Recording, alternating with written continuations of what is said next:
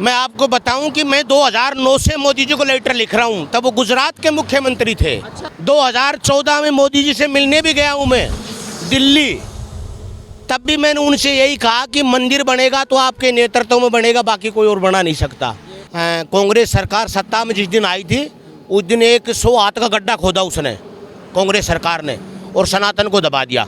नमस्कार, द राष्ट्रवाद देख रहे हैं हम आपके साथ गौरव अवस्थी। जिनके होठों पर मुस्कुराहट, पाँव में छाले होंगे, वही मेरे श्री राम के सच्चे चाहने वाले होंगे। ये जरा दिखाइए तस्वीरें।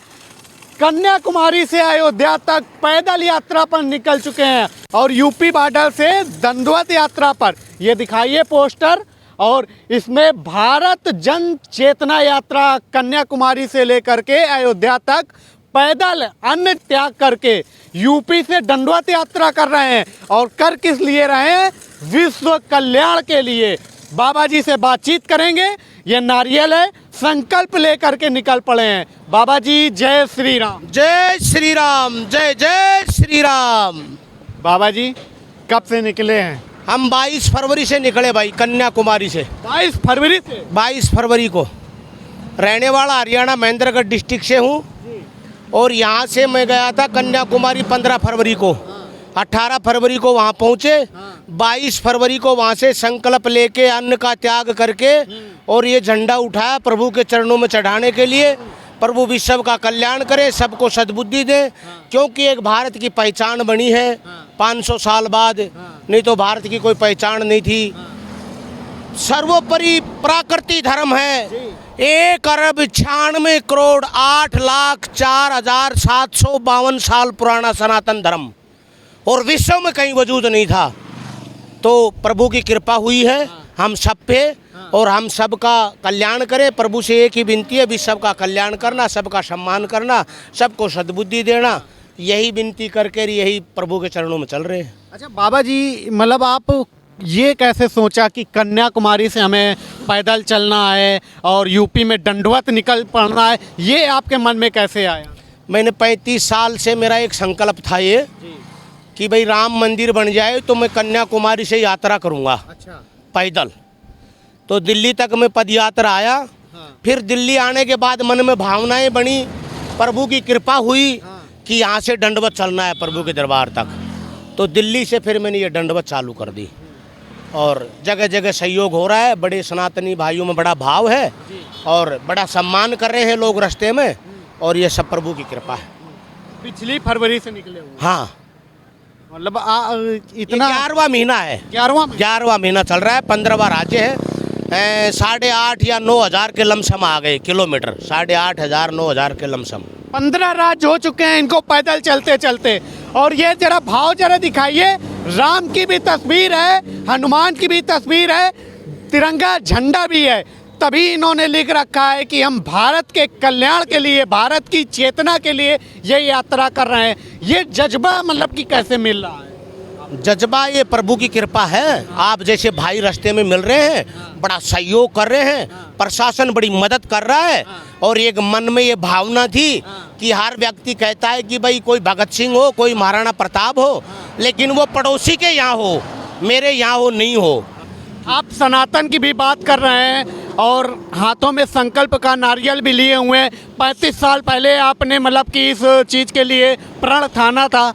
तो जब आपने 35 साल पहले सोचा था राम मंदिर निर्माण के लिए, तब आपको ऐसा लगता था कि हो पाएगा राम का भव्य मंदिर और भव्य अपने ग्रह पे राम भगवान विराजमान हो पाएंगे?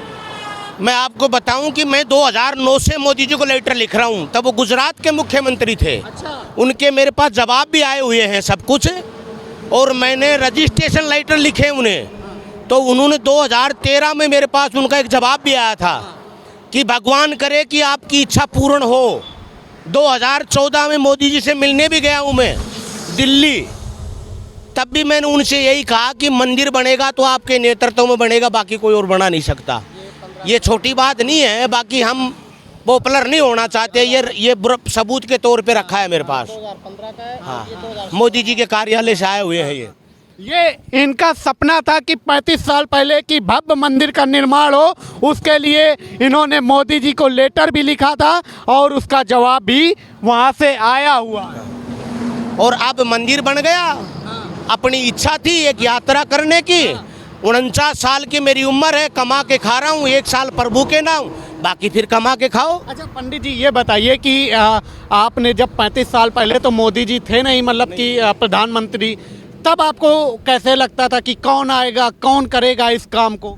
ये विचार था कि कोई ना कोई तो आएगा, ऐसा मन में जगता था। कभी कभी भावनाएं होती थी कि इतना दुर्भाग्य तो नहीं है, कभी ना कभी तो कोई आएगा जो इस भगवान के भव्य मंदिर का निर्माण करेगा और हम भारतीयों की पहचान होगी, कम से कम देश की पहचान हुई है। बात मंदिर की नहीं है, बात ये है कि भारत की पहचान हो गई कि भारत भी कहीं पे देश बसा हुआ है, कहीं वजूद है।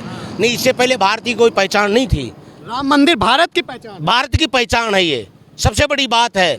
इसमें ये मैं कोई जातिवाद की बात नहीं करूँगा और नहीं कोई मैं राजनीतिक बात करता हूँ। मेरा एक ही लक्ष्य है कि भारत की पहचान है।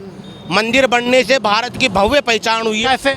आप देख रहे हैं विदेशों के अंदर एक हमारी संस्कृति उजागर हुई है, हमारी जो विरासतें थी वो उजागर हो रही हैं।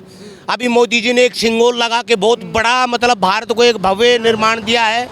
हाँ कि भाई ये भारत की सबसे बड़ी जो पुरानी जो तमिलु भाषा में जो बनाने वाले थे वो उन्होंने मतलब कितना संकल्प किया होगा, कितने अपने मतलब विचार रखे होंगे उन्होंने। जो कह रहे हैं ये भारत का मंदिर बना है और मतलब कि आपको लगता था 35 साल पहले कि कोई ना कोई आएगा जो इस मंदिर का निर्माण करवाने की चेष्टा रखेगा, तो जब मोदी जी 2014 में बने तब आपको लग गया कि यही कराएंगे? क्लियर हो गया था, ये हमारे मन की भावना थी कि अब कम से कम मोदी जी प्रधानमंत्री बने हैं तो मंदिर बिल्कुल बनेगा, ये मन में ऐसा विचार हो गया था। और योगी जी तो बाद में बने हैं, योगी जी को भी मैं धन्यवाद देता हूँ। देखो ऐसी मैंने पहले कहा कि मैं राजनीतिक बात नहीं करता, लेकिन मैं ये कहता हूँ कि वो मोदी नहीं, वो महादेव है पहचानने। हाँ, ये लोगों को पहचानने का नज़रअंदाज हो रहा है। मोदी नहीं, वो महादेव है। ये योगी नहीं, ये हनुमान है। ये इसमें कोई कतई झूठ का तो कोई मतलब ही नहीं है। और अगर मेरा विश्वास मत करो, आप अपनी अंदर आत्मा से पूछो कि ये क्या हुआ है। ऐसा कभी आपने सोचा था? आपने कभी सोचा कि ऐसा होगा? लेकिन जब जब धर्म पे हानि हुई है तब तक भगवान किसी ना किसी रूप में अवतार लिए हैं। अच्छा, आप कह रहे हैं कि मतलब कि मोदी और योगी एक तरीके से अवतार लिया इन लोगों ने, लेकिन आज भी बहुत सारे लोग जो सनातन पे टीका टिप्पणी कर रहे हैं, सवाल पूछ रहे हैं कि राम मंदिर बना है, इससे फायदा क्या होगा? देखो ये नास्तिक लोगों के काम है। राम मंदिर से फायदा क्या होगा? माँ बाप ने हमें जन्म दिया है, पैदा कर दिया, तो वो बुढ़े हो गए तो उन्हें फेंक दो, उनसे क्या फायदा है? जो राम का नहीं वो अपने माँ बाप का नहीं, ये नोट कर लेना आप इस बात को। जो राम का नहीं वो माँ बाप का नहीं। राम हमारे आराध्य हैं, इस देश के आराध्य हैं। उन्होंने एक धर्म स्थापना की थी, राम जी ने। उन्होंने धर्म को स्थापित करने के लिए एक सभ्यता में सिखाई थी, तो राम के कैसे नहीं हो सकते? जब राम के नहीं हो तो माँ बाप के भी नहीं हो। जब जो भगवान मतलब मैं ये कहता हूँ कि उन्होंने कोई चमत्कार नहीं किए, लेकिन उन्होंने एक मर्यादा स्थापित की थी। अच्छा, आप तो मान लीजिए निकले ही हुए हैं, अपने बच्चों को भी, दोनों बच्चों को भी साथ में पैदल लेके निकल चुके हैं। भाई मैंने अपने बच्चों को इसलिए लेके निकला हूँ कि ये दंडवत यात्रा है। एक आदमी गद्दा बिछाएगा, एक प्रभु को लेके चलेगा, और कोई तो ऐसी मतलब कोई सहायता करे ना करे, लेकिन इससे, इस यात्रा से और मेरे इस जीवन से मेरे बच्चों को प्रेरणा मिलेगी कि वो कभी धर्म के प्रति कोई असभ्य भाषा ना बोल सके, और वो माँ बाप के लिए अच्छी उनके मन में उजागरता रहेगी, माँ बाप की वो कदर करेंगे। और धर्म के प्रति बच्चों के मन में कभी ऐसा नहीं आया कि आपने अच्छा कहा नहीं अपने पिताजी से कि कहाँ ले चल हमारे पढ़ने? अभी बताया था जो राम का नहीं वो अपने माँ बाप का नहीं। हमारे मन में तो खुद भगवान श्री राम के प्रति निराकार भक्ति भरी हुई है, तो इनका मतलब विपक्ष कैसे ले सकते हैं? तो हम तो खुद अभी तो ये कहते ये क्या आता है, ये 5 कहता हम इनके साथ चलेंगे, ऐसे कोई वो बात नहीं है। ये तो पहली यात्रा है, अगर 2, 3, 4, 5 पूरा जीवन इन्हीं के लिए हमने एक प्रकार से इन्हीं को दिया है। ये मानो आप। कितने साल की उम्र है? मेरी 19 साल की। 19 साल की। क्या कर? अभी BA फाइनल ईयर में हूँ मैं भी। BA फाइनल ईयर में। BA फाइनल ईयर में है। बहुत सारे लोग हंगामा मचा रहे हैं पूरे देश में कि रोजगार नहीं मिल रहा है और मतलब कि राम मंदिर के नाम पे बातें की जा रही हैं। अब ये तो देखो सभी को पॉपुलर होने की जल्दी पड़ी है। अब आप सोशल मीडिया पे जाओगे देखोगे भाई कोई क्या बोल रहा है, कोई राम भगवान को तुच्छ भाषा में भी बोल रहा है, कोई उनकी मर्यादा में भी स्थापित हो रहा है। अब ये तो अपने अपने विचार हैं। अब जो बोलते हैं कि भाई रोजगार नहीं दे रहा है, रोजगार नहीं, तो भगवान रोजगार देने के लिए थोड़ी आएंगे। वो तो अपने दम पर खुद को बनाना पड़ेगा, व्यक्ति को अपने दम पर अपने पैरों पे खड़ा होना पड़ेगा, तभी वो रोजगार स्थापित कर सकेगा। और ऐसे तो चाहे रोजगार कोई मनाए थोड़ी, आप मिट्टी से चालू हो जाओ तो मिट्टी में आपको रोजगार दे देगी। ये तो हमें हमारा धर्म सिखाता है। और बाकी आप चाहे कुछ ही मानो इसको। और बोलते हैं कि मोदी रोजगार देगा, मोदी कभी रोजगार नहीं देगा। मोदी तो खुद कहता है कि आत्मनिर्भर भारत बनो। अब लोगों के समझने में फर्क है।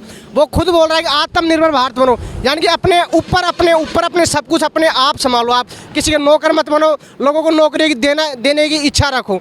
आप फिर भी लोगों के माइंड में उल्टी रील घूम रही है, वो कुछ और सोच रहे हैं। वो सोच रहे हैं भैया तो नौकरियाँ खा रहा है, सबको प्राइवेट कर रहा है। वो उनके सोचने का एक नज़रिया है, तो हमारे नज़र में वो चीज़ नहीं है। और सबसे बड़ी है भक्ति भाव। जो माता पिता की सेवा नहीं कर सकता वो किसी लायक नहीं है, मेरा तो ये मानना है। आप मतलब कि आपके भी भाव राम के प्रति हैं, जो आज राम के प्रति सवाल उठाते हैं, उनको आपके मन में, आप युवा हैं, क्या मतलब कि आपके मन में आता है? बस यही कि काश उनको थोड़े अच्छे संस्कार मिले होते तो वो अपने पूर्वजों को पहचान पाते, अपने माता पिता से अच्छे संस्कार लिए होते, या उनके माता पिता ने उनको अच्छे संस्कार दिए होते तो वो इस बारे में ना बोलते। जिनको इतिहास का पता नहीं है तो वो कुछ ही बोल सकता है। अब मूर्ख आदमी है, वो कुछ नहीं बता सकता है।